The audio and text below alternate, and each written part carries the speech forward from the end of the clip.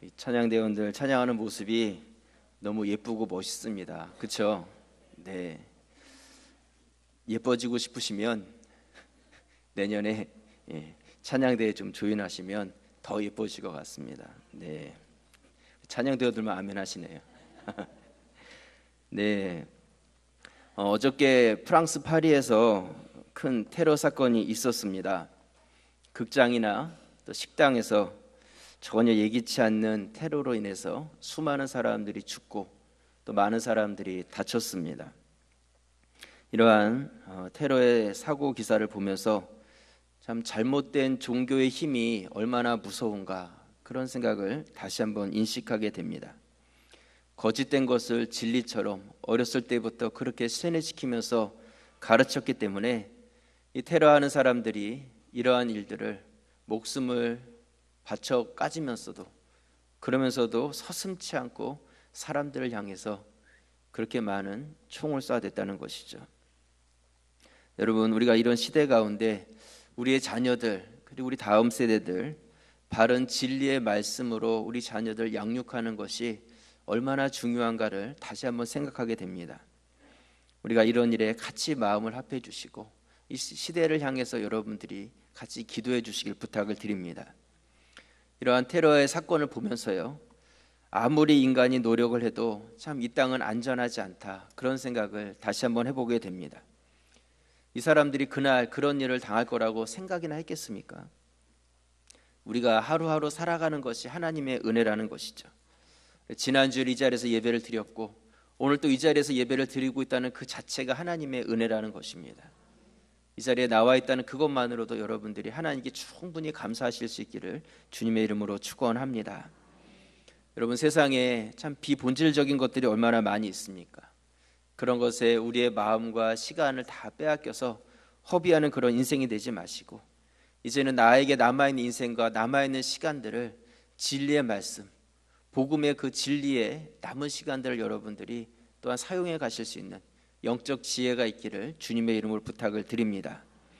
땅의 것이 아니라 하늘의 것, 아래 것이 아니라 위의 것, 거기에 여러분들의 마음을 두시고 살아가는 그런 우리 가자제일교회 성도들이 되시기를 주님의 이름으로 축원합니다.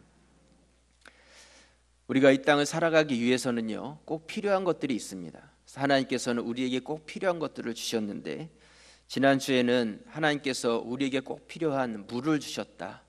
그래서 성경에서는 물이 어떤 의미로 사용되었냐면 예수님께서는 이 땅에 오신 생명의 물이 되셔서 이 땅 가운데 우리의 갈급함을 해결할 수 없을 때 예수님께서는 생명수가 되셔서 우리의 갈급함을 해결해 주셨고 누구든지 그분의 초대를 받고 그분께 나오면 우리의 인생의 해결함을 받을 수 있다. 여러분들, 다른 어떤 것이 아니라 예수님께 나와야 된다, 이런 초청의 말씀을 드렸습니다. 기억이 나시나요? 네. 오늘은 우리에게 있어서 꼭 필요한 또 하나 밥에 대한 말씀을 여러분들과 나누려고 합니다. 밥이라고 하니까 뭐 먹을 걸 주나 하시는 것 같은데, 네, 기대해 보시길 바랍니다. 성경 말씀을 이렇게 살펴보면요, 성경에는 이 먹는 것에 대해서 굉장히 많이 말씀을 하고 있습니다. 최초에 죄가 들어오게 된 것도 아담과 하와가 먹지 말라고 했던 선악과를 따서 먹음으로 인해서 죄가 들어온 것이죠. 또 에서는 야곱에게 팥죽 한 그릇에 자기의 장자권을 팔고 그 팥죽 한 그릇을 먹었습니다. 예수님께서는 이 땅에 오셔서 내가 바로 생명의 떡이다, 또 제자들에게 떡을 나눠주시면서 이것이 내 살이다, 받아서 먹어라, 그렇게 말씀하시면서 이 먹는 것에 대한 말씀을 해주셨다는 것이죠. 이처럼 성경에는요, 너무나 많은 부분에 이 먹는 것, 이 식사, 이런 것에 대한 말씀을 굉장히 많이 하고 있습니다. 그래서 우리의 신앙과 이 밥, 먹는 것은 너무나 밀접한 관계가 있고 떨어질 수 없다, 이렇게 말할 수 있다는 것이죠. 그래서 오늘 말씀의 제목을 밥, 이렇게 정했습니다. 밥. 성경은 이 밥에 대해서 어떻게 말씀하고 있는지 오늘 본문의 말씀을 통해서 여러분들과 잠시 은혜를 나누려고 합니다. 먼저 밥에는요, 어떤 밥이 있냐면 먹을 수 있는 밥이 있습니다. 먹을 수 있고 먹어야만 하는 밥이 있다는 것이죠. 창세기 1장 29절 말씀에 보시면요, 우리 같이 한번 함께 읽겠습니다. 하나님이 이르시되 내가 온 지면에 씨 맺는 모든 채소와 씨 가진 열매 맺는 모든 나무를 너희에게 주노니 너희의 먹을거리가 되리라. 예. 하나님께서는 이 땅을 다 창조하시면서 채소, 씨 맺는 과일 이런 것을 만드실 때에 그냥 만드신 것이 아니라 그것을 우리들이 먹게 하시기 위해서 이 모든 것을 창조하셨다. 그렇게 말씀하고 있습니다. 수지 맞았죠. 네. 또 하나님께서는 사람을 지으신 후에 그들을 에덴 동산에다가 두시고 그들에게 먹을 것을 허락해 주십니다. 그 말씀이 오늘 본문의 말씀인데요. 오늘 창세기 2장 15절 말씀에 보시면, 창세기 2장 15절에 보시면 여호와 하나님이 그 사람을 이끌어 에덴 동산에 두어 그것을 경작하며 지키게 하시고, 16절 같이 읽겠습니다. 여호와 하나님이 그 사람에게 명하여 이르시되 동산 각종 나무의 열매는 내가 임의로 먹되. 네. 하나님께서는요 인간을 창조하시고 또한 에덴 동산을 두신 후에 그곳에다가 인간을 거기에 머물게 하셨어요. 그러면서 내가 거기서 경작하고 그곳에 있는 모든 것들을 내가 원하는 대로 마음껏 먹어도 좋다, 그렇게 말씀하셨다는 것이죠. 이 말씀은 인간이 아직 타락하기 이전에 하나님께서는 그들에게 모든 먹을 것을 허락해 주셨다는 그런 말씀이라는 것입니다. 여러분, 우리가 이 하나님께서 주시는 밥에 대해서 이해하기 위해서는요 인간이 타락하기 전에 하나님께서 먼저 먹을 것을 주셨다는 것이 굉장히 중요합니다. 인간이 타락한 것은 창세기 몇 장이에요? 창세기 3장에 나와 있어요. 근데 이미 1장과 2장에서는 하나님께서는 인간에게 먹을 것을 주셨다는 것이죠. 여러분, 제가 만약에 여러분들에게 왜 밥을 먹습니까? 이렇게 질문을 하면 많은 분들이 안 죽으려고, 살기 위해서 먹습니다. 굶으면 죽잖아요. 아마 그렇게 대답을 하실 것입니다. 근데 이것이 왜 중요하냐면요, 하나님께서는 인간이 타락하고 죄를 지으면 그것으로 인해서 내가 정령 죽게 될 것이다, 이렇게 말씀하셨어요.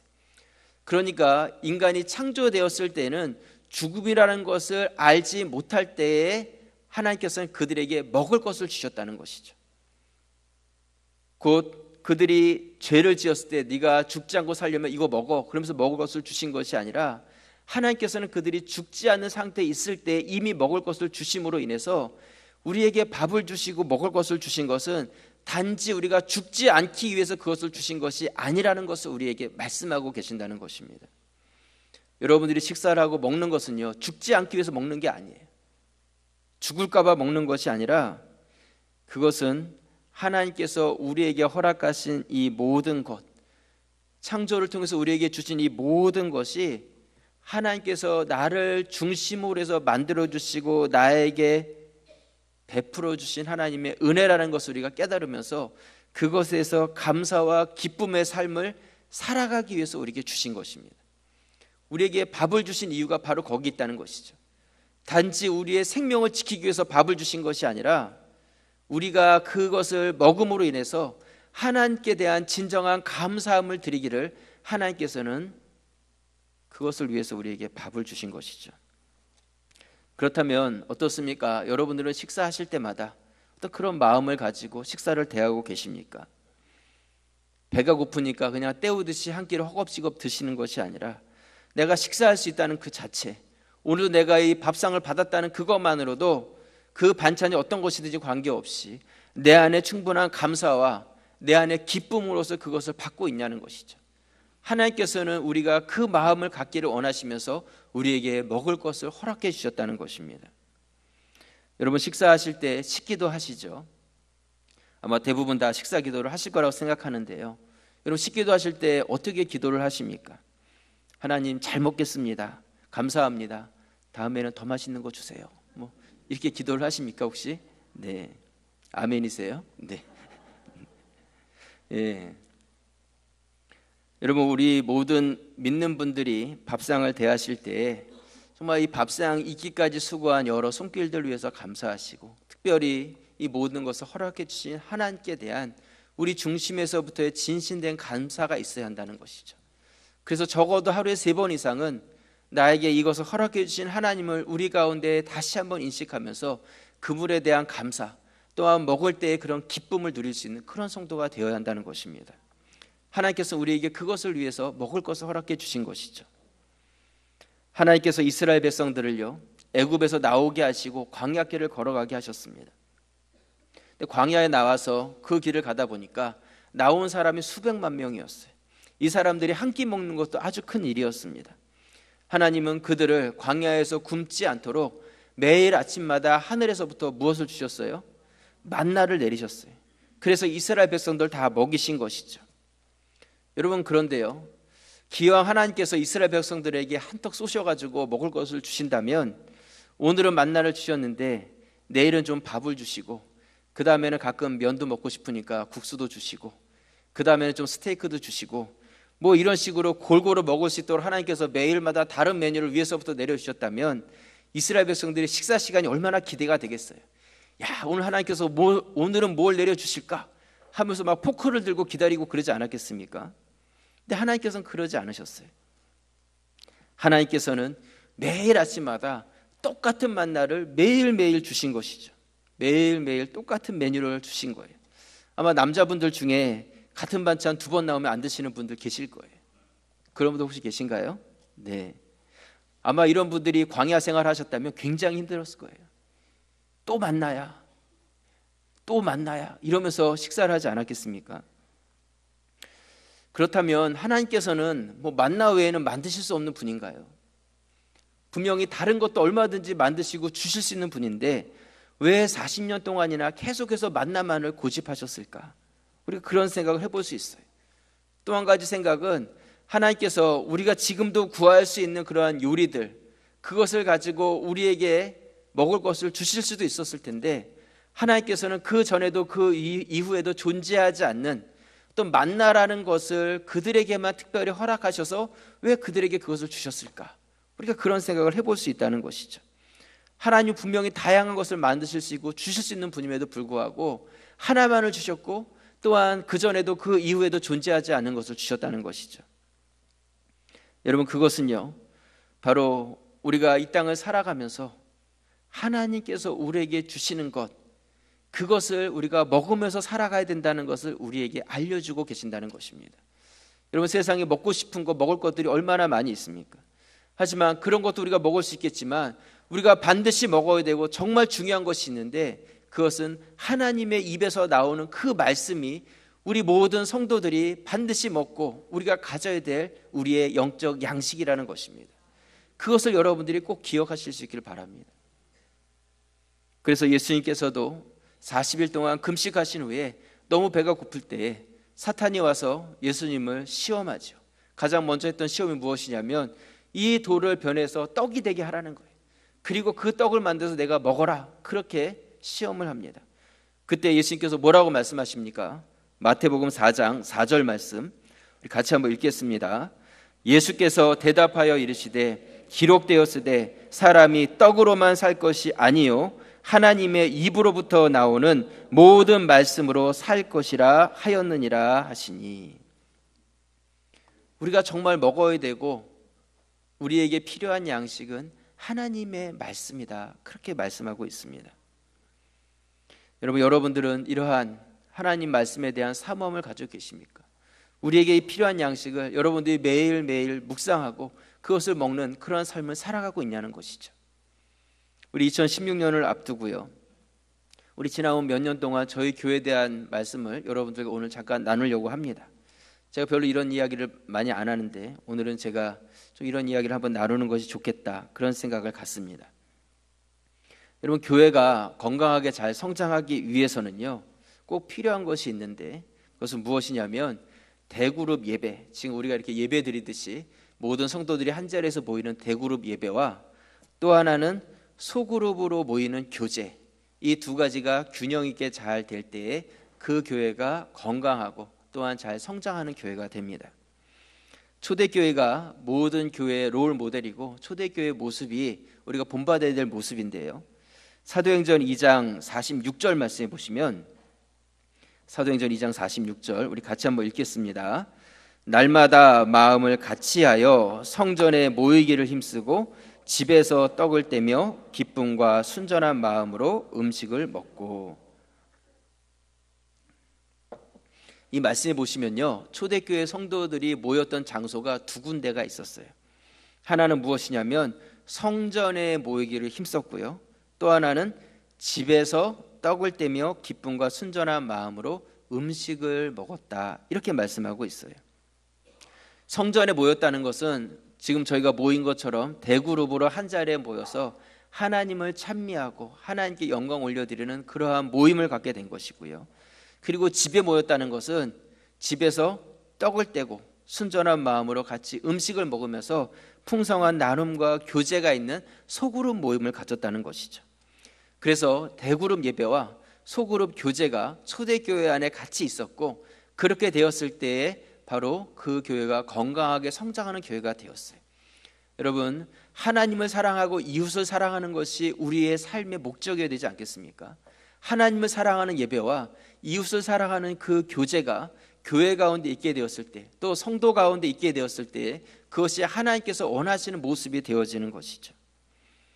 교회에서 매일매일 열심히 예배드리는 대그룹 모임만 필요하고 중요한 것이 아니라 서로 나의 이야기를 나누고 가정의 이야기를 나누고 때로는 고민된 말씀을 나눌 수 있는 그런 소그룹 교제 모임도 너무 중요하다는 것이죠.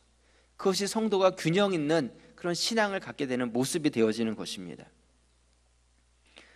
여러분, 내가 주일날 한 번 와서 예배를 드렸다, 그것만으로 내가 성도로서의 나의 도리를 다했다, 그렇게 생각하지 않았으면 좋겠습니다. 내가 예수님을 믿고 거듭나서 이제 영적 어린아이로 이 땅 가운데 거듭난 새로운 영혼으로 태어나게 되었다면 어린아이는 자라가야 합니다. 계속 어린아이가 되어서는 안 되는 것이죠. 마땅히 우리는 어른이 되어서 성숙된 신앙인이 되어야 하는 것입니다. 그렇게 되기 위해서는 주일날 와서 대그룹 예배만 드리는 것을 우리가 성숙되어지는 것이 아니라 그 안에 들어가서 때로는 부닥치고 때로는 그것 때문에 힘들어할 수도 있고 때로는 내 안에 상처를 받을 수도 있다 할지라도 우리가 소그룹 안에 들어가서 거기서 교제하며 나누며 서로의 사랑을 서로 나눠갈 수 있는 그 가운데, 또한 나도 저분처럼 어떤 롤 모델을 보고 내 신앙에 도전을 받고 변화시켜가는 성장함 가운데 우리의 신앙이 자라갈 수 있는 것이죠. 여러분, 우리가 구원받고 거듭나는 것은 단번에 되는 것이지만 자라가는 것은 노력과 시간이 필요한 것입니다. 그것이 바로 성도의 교제이고 소그룹 모임이라는 것이죠. 이 대그룹 모임만 가지고는 건강한 성도가 되어지지 못합니다. 그래서 저희 교회에서도 우리가 대그룹 예배를 참 잘 드리고 은혜로운 예배를 매주 드리고 있는데, 우리 소그룹 모임을 어떻게 하면 더 잘 활성화시킬 수 있을까, 거기에 대해서 참 고민이 많이 있었습니다. 그래서 몇 년 전에 저희 교회의 순모임을, 그전에는 금요일 날 저녁 시간에 순모임을 가정마다 모이고 대신 금요 기도회를 좀 축소시켜서 그렇게 예배를 드렸었습니다. 그랬는데 주중에 예배를 드리다 보니까 좀 아쉬운 점이 있었어요. 그것이 무엇이었냐면, 젊은 분들이 일을 많이 하시는데 시간에 쫓겨서 그 모임에 잘 참석하기 어려운 분들이 계셨고, 또 남자분들이, 교회는 이 남자분들이 힘있게 일을 해주셔야 되는데 남자분들이 이 주중 모임에 잘 참석하기가 어려웠던 것이죠. 그래서 그렇다면 이 소그룹 모임을 더 잘 활성화시키기 위해서 이 소그룹 모임을 주일날 모이자. 주일날은 남자분이든 여자분이든 젊은 분이든 다 상관없이 다 교회 와서 예배를 드리니까 우리가 예배를 드리고 식사 후에 다 같이 우리 교회의 공간이 어느 정도 있으니까 소그룹 다 흩어져서 거기서 예배를 드리면 참 좋겠다, 그렇게 생각을 한 것이죠. 그래가지고 우리가 순모임을 주일날 모이게 되었습니다. 그러면서 순모임을 주일날 갖게 되면 순모임 시간을 좀 더 넉넉하게 갖기 위해서 오후 찬양 예배를 안 드리는 걸로 그렇게 결정을 한 것이죠. 근데 오후 찬양 예배를 드리지 않다 보니까 평생 찬양 예배를 들으셨던, 오후에 주일 저녁 예배든 찬양 예배를 들으셨던 이런 어르신들이나 이런 분들이 힘들어하시기 시작했어요. 힘들어하시기 시작했습니다. 왜냐하면 주일날 예배 드리고 식사하시고 순모임 갖고 집에 가세요 그랬더니 집에 가기도 그렇고 아직 해가 저기 떠 있는데 집에 갈 시간 아닌 것 같고, 그렇다고 교회 남아있자니 교회 뭐가 있는 것도 아니고, 그러니까 이분들이 막 너무 힘들어하고 갈등을 하시더라고요. 그래서 결국은 2달 만에 다시 오후 찬양 예배를 드리게 됐습니다. 다시 2달 만에 오후 찬양 예배를 드리면서 또 많은 분들이 같이 행복해 하셨는데요. 근데 그렇게 하다 보니까 우리 순모임 시간이 주일날 딱 1시간 순모임 시간을 갖게 된 것이죠. 근데 이 1시간도 뭐 다른 데 갔다 오고 좀 모임 준비하고 모이자 하다 보니까 정작 모이는 시간은 30-40분이 되지 않는 거예요. 그러니까 이 모임이 정말 깊은 나눔과 풍성한 교제와 어떤 이런 모임으로 이 모임이 가야 되는데 너무나 형식적인 모임이 되는 것이죠. 장소적으로도 가정보다 이렇게 분위기가 그렇게 좋은 것도 아니고, 시간적으로도 넉넉한 시간을 모이는 것도 아니고, 그러니까 결과적으로 주중에 모였을 때보다 모이는 인원은 더 많은 분들이 모이는 것은 사실인데 모임의 질이 너무나 떨어진 거예요. 그 모임에 대한 사모함들이 더 사라지기 시작한 것이죠. 그래서 주일날 수모임을 갖게 되면서 그것에 대해서 옛날에 그런 좋았던 가정에서 모였던 그 모임을 사모하는 분들이 계셨어요. 그래서 교회에서는 또다시 그렇다면 그렇게 순별로 가정에서 모이기를 원하는 수는 주중에 가장 많이 모일 수 있는 때에 가정에 가서 거기서 순모임을 가지십시오. 그리고 대신 주일날은 안 모이셔도 괜찮습니다. 교회에서도 그렇게 되면 공간 활용하기도 더 좋고 참 좋을 것 같았어요. 그래가지고 교회에서는 가정에서 순모임 하실 수 있는 분들은 다 모이시라고 오픈해가지고 다 허락을 해드렸죠. 근데 재밌는 사실은 무엇이었냐면 그렇게 가정에서 모임을 갖도록 했는데 집에서 모인 순이 한 순도 없었어요. 한 순도 집에서 모이시지 않았습니다. 본인들이 그렇게 가기 원한다고 말씀하신 순도 가지 않으셨어요. 네. 근데 집에서 모일 때 그때의 모임과 나눔과 그런 것들이 좋고 했었지만 은혜는 받고 싶은데 그것보다 불편한 것이 더 싫었던 것이죠. 청소해야죠. 먹을 거 준비해야 되죠. 또 이번 주에는 누구네 집에서 모여야 되냐 연락해야죠. 막 이런 것들이 그냥 교회에서 모이면 다 해결이 되는데 집에서 모이려니까 그것이 해결이 안 되는 거예요.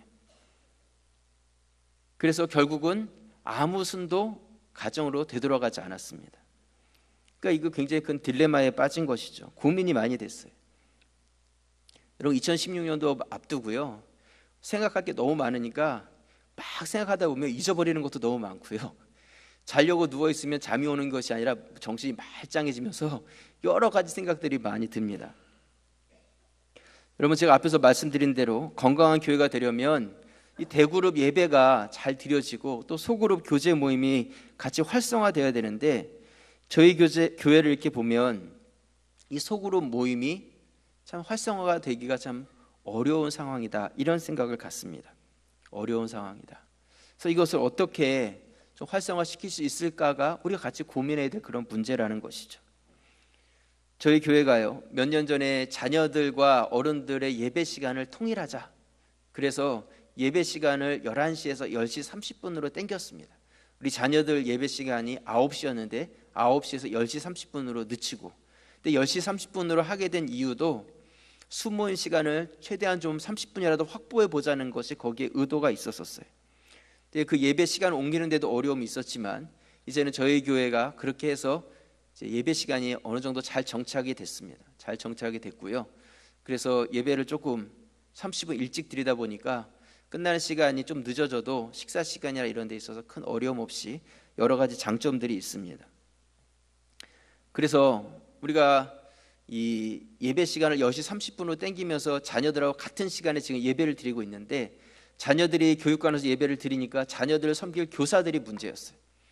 교사분들은 3부 예배에 여기 오실 수가 없으니까 본인들 예배가 없어진 것이죠. 그래서 교사분들을 위해서 우리 자녀들이 예배 드렸던 9시에 대신 2부 예배를 저희가 만들어서 교사들 중심의 2부 예배를 이제 매주 드리게 된 것입니다. 그래서 자연스럽게 주일 예배가 1부, 2부, 7시, 11시 그렇게 있었던 것이 1, 2, 3부 그래서 7시, 9시, 10시 30분 그래서 한 번의 예배가 주일날 더 늘어나게 된 것입니다. 그리고 올해 들어서 저희가 수요 낮 예배를 드리게 되었습니다. 수요 낮에 여러분들 한번 와보세요. 굉장히 은혜가 있습니다. 참 천국이 이런 곳이 아닐까, 그렇게 말할 정도로 정말 은혜가 있는 그런 예배를 매주 수요일마다 저희가 드리고 있습니다. 그래서 밤이면 캄캄해서 오시기 어려웠던 분들, 어르신들, 이런 분들이 수요 낮 예배를 드리니까 너무 좋게 오셔서 같이 은혜를 나누고 있어요. 그러면서 공식적인 예배가 또 주중에 수요 낮 예배가 하나가 더 늘어나게 된 것이죠. 그래서 원래보다 우리 예배가 2개가 더 늘어났어요. 그래서 현재 저희 교회에서 공식적으로 우리 장년들이 드린 예배가요, 매일 새벽 예배가 주중에 5번이 있고요, 수요일날 낮 예배와 저녁 예배가 2번 있고, 금요일날 금요 기도회가 있고, 주일날 1, 2, 3부 예배, 또 오후 찬양 예배, 그래서 총 12번의 예배를 매주일 드리고 있습니다. 근데 12번 중에서 제가 한 8번에서 9번 설교를 하고 있어요. 네. 여러분들 이 12번 예배 중에서 몇 번 정도 예배를 참석하십니까? 아마 속으로 내가 몇 번 참석하는지 각자 한번 세어보셨을 것이다 생각을 하는데요, 각자 성실하게 예배 자리를 지켜주셔서 너무 감사합니다. 저희 당회에서요, 내년도를 앞두고 이제 정책당회를 이렇게 하고 있고 또 다 마쳤는데요, 그래서 내년도에 저희 교회 표어를 어떻게 정했냐면 단순한 삶, 열정적 사역, 이렇게 정했습니다. 단순한 삶, 열정적 사역. 우리가 참 많고 다양한 그런 사역과 이런 것들을 하고 있는데, 이런 것들을 좀 많이 축소해서 좀 단순하게 하고 집중된, 그리고 우리 성도들을 좀 더 말씀으로 훈련할 수 있는 그런 사역들을 하고, 또 밖으로는 열정을 가지고 전도하고 선교하는 일에 또 앞장서서 우리가 하려고 그렇게 계획을 하고 있습니다. 근데 지금 현재 드리는 이 대그룹 예배가요, 소그룹 교제 모임에 비하면 참 많아요. 많은 상황에 있기 때문에 예배에 대한 집중도도 조금 떨어지고요, 또한 예배가 있는데도 불구하고 어떤 중직자나 이런 분들이 그 예배에 참석하지 못하면 그 마음속에 부담감이나 더 나아가서는 죄책감 같은 그런 길티의식을 갖는 것을 보는 것이죠. 저는 저희 이 대그룹 예배가 저희 교회가 이렇게 부족하지 않다, 그런 생각을 갖습니다. 저희가 이 소그룹이 교제가 더 이렇게 활성화되고 그 모임이 좀 더 잘 준비되어야 되는 그러한 교회가 되어야 되겠다, 그런 생각을 갖는 것이죠. 그래서 내년도 계획을 하면서 수요일 낮 예배를 이제 드리기 시작했기 때문에 수요 예배에 오시는 분들은 낮에 예배를 드리고, 수요일 저녁 시간에는 우리 성도들을 훈련시키는 날로 정해야 되겠다, 그렇게 마음을 가졌습니다. 그래서 체계적으로 훈련 프로그램들을 만들고 우리 교역자들과 또한 리더 하실 수 있는 그런 평신도들을 세워서 교회 여러 방에 불을 켜고 교리적인 부분이든 아니면 성경적인 부분이든지 훈련의 부분이든지 다양한 프로그램들, 그리고 의무적으로 우리 모든 성도라면 같이 해야 될 그러한 소그룹 모임들을 교회 안에 만들려고 합니다. 아마 어떤 분들 중에는 아니 성경에 예배를 없애지 말라고 했는데 왜 예배를 없애느냐 하면서 마음에 어려움이 계신 그런 분들도 있으실지 모릅니다. 근데 히브리서 10장 23절 말씀에 보시면요, 이렇게 말씀하고 있습니다. 또 약속하신 이는 미쁘시니 우리가 믿는 도리의 소망을 움직이지 말며 굳게 잡고 서로 돌아보아 사랑과 선행을 격려하며, 25절 같이 읽겠습니다. 모이기를 패하는 어떤 사람들의 습관과 같이 하지 말고 오직 권하여 그날이 가까움을 볼수록 더욱 그리하자. 이 말씀에 보면 모이기를 패하지 말라고 하지 않았느냐, 어떤 그런 생각을 가진 분들이 계세요. 근데 여기서 이 모인다는 개념은 어떤 모임이냐면 그 앞에 24절에 보시면 서로 돌아보고 사랑과 선행을 격려하는 그러한 교제의 모임을 이야기하고 있는 것이죠. 이것은 오히려 우리 교회 안에서 소그룹 모임, 그리고 서로 정을 나누고 또한 같이 교제할 수 있는 그러한 모임들이 없어지지 않도록 그것을 지켜가라는 말씀이라는 것입니다. 여러분, 이 순모임 안에서 서로의 어려움이 나눠지고, 때로는 자녀 때문에 울고, 울 때 같이 울어주고, 기도할 때 같이 기도하고, 기쁠 때는 같이 기뻐하고, 또는 어려움이 있을 때는 내가 실질적으로 어떤 도움이 있을지를 같이 고민하면서 도와주고, 이러한 모임이 우리 교회 가운데 있어야 되고 그것이 폐해지지 않도록 지켜가야 한다는 것입니다. 여러분, 이런 것에 대해서 여러분들이 같이 함께 마음을 해주시면 너무 좋겠습니다. 오늘 우리가 하나님께서 먹도록 주신 밥에 대한 말씀을 나누고 있는데, 밥은 우리에게 주신 말씀이다, 이렇게 말씀을 드렸습니다. 여러분, 우리가 하나님의 말씀을 이렇게 대그룹 예배 가운데도 받지만 소그룹 그 모임 가운데 들어가면 훈련이 되고 나의 삶이 나눠지고, 그러므로 인하여서 더 풍성한 말씀의 경험, 어떤 한 목사가 그냥 깨달은 그런 말씀이 아니라 나의 말씀으로 여러분들이 말씀을 받을 수 있게 되는 것이죠. 우리가 소그룹 모임에 여러분들이 더 적극적으로 참여하실 수 있도록 여러분들이 힘써 주시고, 그러므로 인하여서 영적으로 하나님께서 준비해 놓으신 그 밥을 여러분들이 먹고 건강한 성도들이 되실 수 있기를 주님의 이름으로 부탁을 드립니다. 두 번째로요, 우리가 첫 번째는 먹어야 되는 밥이 있다면 두 번째는 먹어서는 안 되는 밥이 있어요. 오늘 창세기 2장 17절 말씀, 그 다음 절 말씀인데요, 우리 같이 한번 읽겠습니다.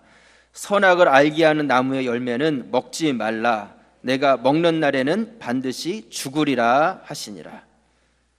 하나님께서 모든 것을 창조하시고 너희가 임의대로 먹고 싶은 대로 다 먹어라 말씀하셨지만, 선악을 알게 하는 나무의 열매는 너희가 먹어서는 안 된다, 그렇게 금하셨어요. 먹으면 너희가 죽는다 경고하셨죠.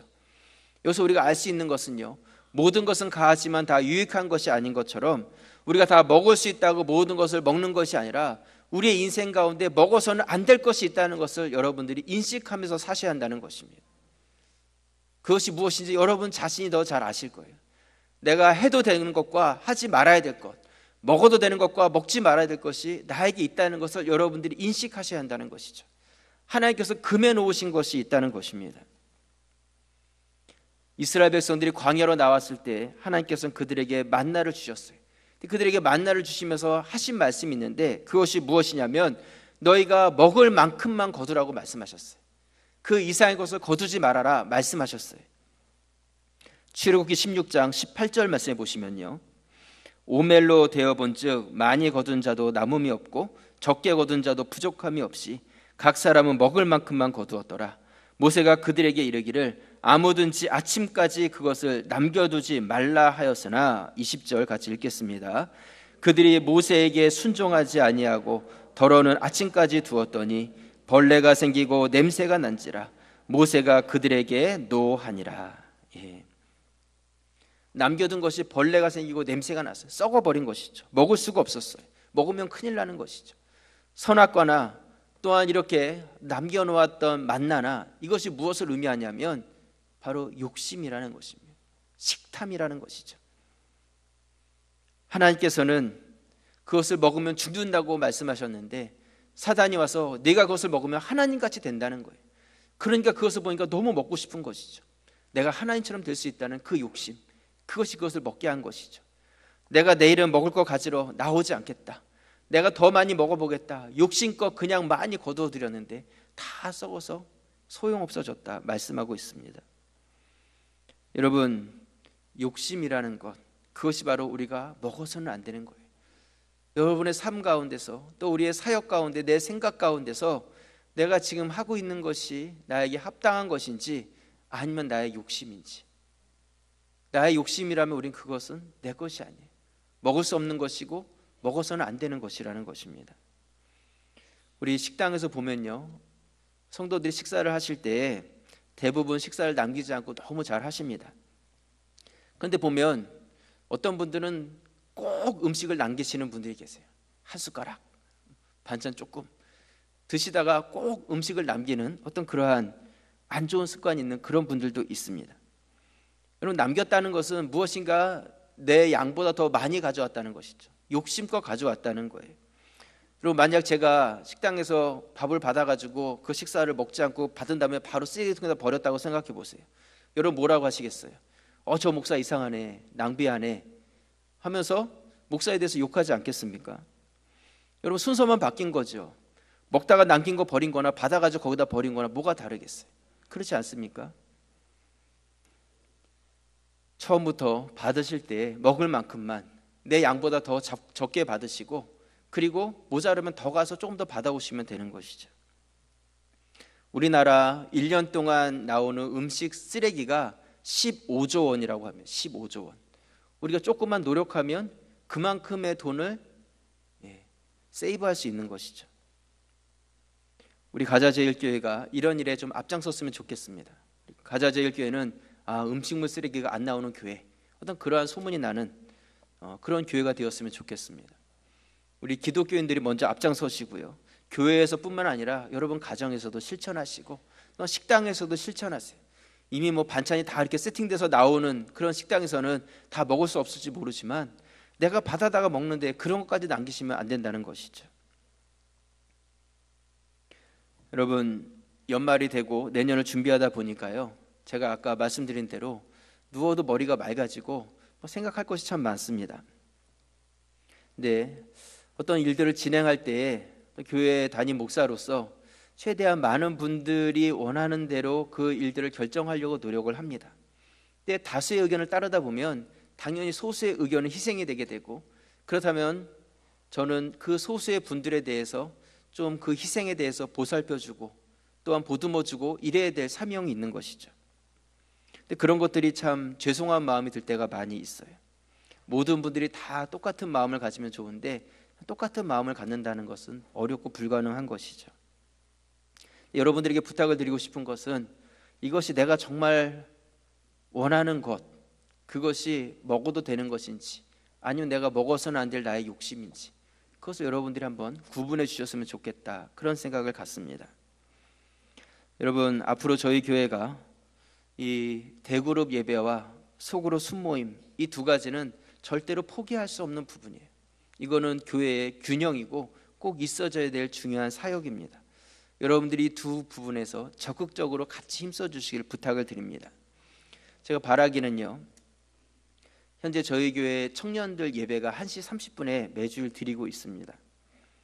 근데 이 청년부 예배가 앞으로 더 많은 관심을 갖고, 그리고 교회 젊은이들이 그 예배에 더 많이 모이고 또 찬양도 더 풍성하게 드리고, 그러므로 인해서 이 1시 30분 예배가 저희 교회 4부 예배로 이렇게 자리매김하면 좋겠다, 그런 생각을 가져요. 그래서 1, 2, 3부에 드렸던 그러한 말씀과 예배와는 더 다른 젊은이들 중심의 풍성한 찬양과 또한 뜨거운 열정 있는 그런 4부 예배가 우리 교회에서 청년부 예배로서의 이렇게 발전이 되면 좋겠다는 그런 마음이 있습니다. 그러면서 우리 수모임 시간이 지금 막 3, 40분 너무나 짧게 형식적인 그러한 모임을 갖고 있는데 이 시간을 좀 여유 있게 가졌으면 좋겠어요. 그래서 주일 오후 시간에는 여러분들이 식사를 하시고 교회 문을 다 걸어 잠그든지 해가지고 각자 좀 집으로 장로님 댁도 가보시고 권사님 댁도 가보시고 집사님 댁도 가보시고, 그래서 좀 가서 거기서 모임을 갖고 이제는 오후 찬양 예배를 여기가 아니라 순별로 각 가정에서 모이는 가정 예배식으로 그 예배가 좀 발전되어 가면 더 좋지 않겠는가. 그러면서 오후에는 우리가 4부 예배를 드리고, 그리고 수요일에는 훈련이 받고, 금요 예배를 우리가 좀 더 광화해서 찬양도 더 풍성하게 드리고 더 준비하고 또 기도의 시간도 갖고, 그러면서 우리 주일 오후에 드렸던 이런 헌신 예배들을 금요일로 이렇게 좀 옮겨가서 헌신 예배 드리시는 분들이 이제는 금요일에 와서 금요 예배가 더 풍성하게 드려지고, 또 헌신 예배 때에는 좀 좋은 강사분들도 좀 세우고, 이런 식으로 해서 주중에는 훈련과 또 영성 있는 예배, 또 주일날에는 또 대그룹 예배와 소그룹 모임, 이런 것들이 좀 균형 있게 가면 좋겠다, 이런 바람이 있습니다. 여러분, 앞으로 이런 일이 어떻게 더 발전되어 갈지 모르겠어요. 하지만 혼자 생각하면 그냥 혼자만의 생각이지만 우리 여럿이서 같이 같은 꿈을 꾸면 그것이 현실이 된다고 하지 않습니까? 같은 마음을 가지고 동참하실 때에 우리 교회가 하나님께서 원하시는 모습으로 발전해 갈 것이다, 이렇게 생각합니다. 나의 욕심이 아니라 하나님께서 주신 것, 그것을 내가 은혜와 감사함으로 받으시는 그런 성도들이 되시기를 주님의 이름으로 축원합니다. 우리 기도드리겠습니다. 아버지 하나님, 은혜 감사합니다. 오늘 우리에게 먹을 것을 주시고 그것을 허락하신 것에 대해서 우리가 먹기 위해서